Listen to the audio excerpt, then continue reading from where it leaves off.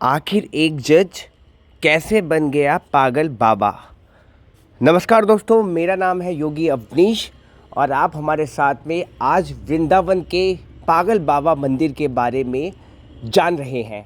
दोस्तों, श्रीधाम वृंदावन का एक ऐसा मंदिर जिसका नाम ही है पागल बाबा मंदिर। ये मंदिर 9 मंजिला बना हुआ है, बहुत ही सुंदर मंदिर है और सबसे ज़्यादा इस मंदिर की जो स्टोरी है वो बहुत ज़्यादा प्रचलित है और बहुत ज़्यादा मन को भय करने वाली है, मन को तृप्त कर देने वाली है कि आखिर एक जज कैसे बन गया पागल बाबा। तो दोस्तों चलिए वीडियो स्टार्ट करते हैं। तो दोस्तों, बहुत समय पहले की बात है कि एक निर्धन व्यक्ति था। उसने साहूकार से कुछ धन लिया था जिसे वो हर मंथली किस्त पर दिया करता था। अब क्योंकि वो धन ख़त्म होने वाला था तो साहूकार ने अपनी चालाकी दिखाते हुए उस निर्धन व्यक्ति से बोला कि तुमने मुझे टाइम टू टाइम पेमेंट नहीं की। अब वो निर्धन व्यक्ति बेचारा परेशान हो गया। उसने बोला, साहूकार साहब, मैंने आपको मंथली पेमेंट करी है। लेकिन उस साहूकार ने साफ साफ मना कर दिया और उसने उसके ऊपर कानूनी मुकदमा कर दिया। कोर्ट कचहरी तक बात पहुंचती है। थाने में, कोर्ट में दोनों को बुलाया जाता है। निर्धन व्यक्ति भी जाता है, साथ में साहूकार भी जाता है।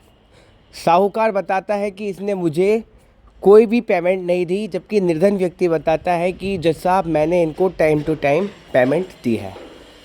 क्योंकि कोर्ट में लिखत पढ़त से ही सब चीज़ें होती है, तो जज साहब पूछते हैं कि जब आपने इनको पेमेंट दी तो उस टाइम पे कोई व्यक्ति था जिसके सामने आपने पेमेंट की?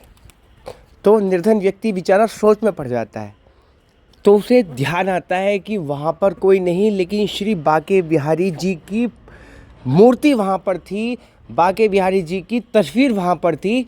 तो वो कोर्ट में बोलता है कि प्रभु, कोई वहाँ नहीं था लेकिन बांके बिहारी जी वहाँ थे। तो वो कहते हैं, कौन से बांके बिहारी जी? तो उसने कहा कि प्रभु, बांके बिहारी जो वृंदावन के हैं।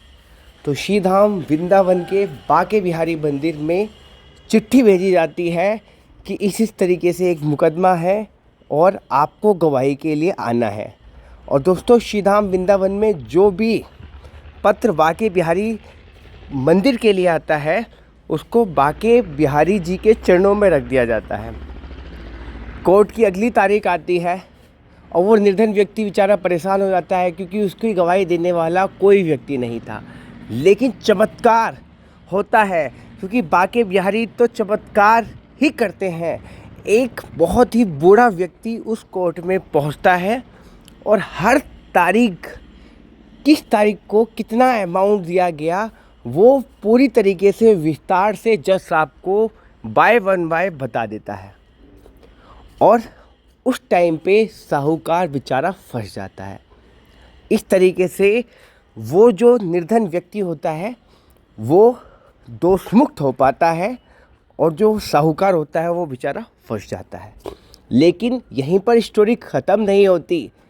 यह देख के जज साहब को बड़ी ही बेचैनी होती है कि इतनी डेट बाय डेट एग्जैक्ट इस बूढ़े निर्धन व्यक्ति को कैसे है, जो कि वृंदावन से आया था।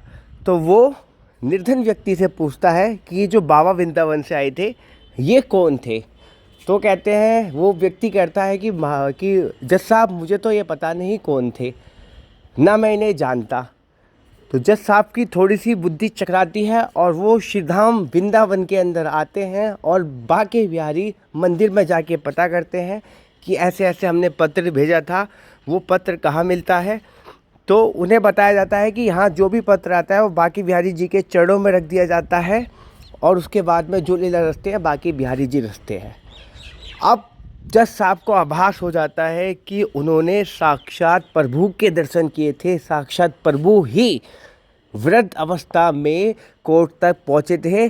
और यही देख के उनका शुद्ध बुद्ध खो बैठ जाता है और वो पागल बाबा बन जाते हैं।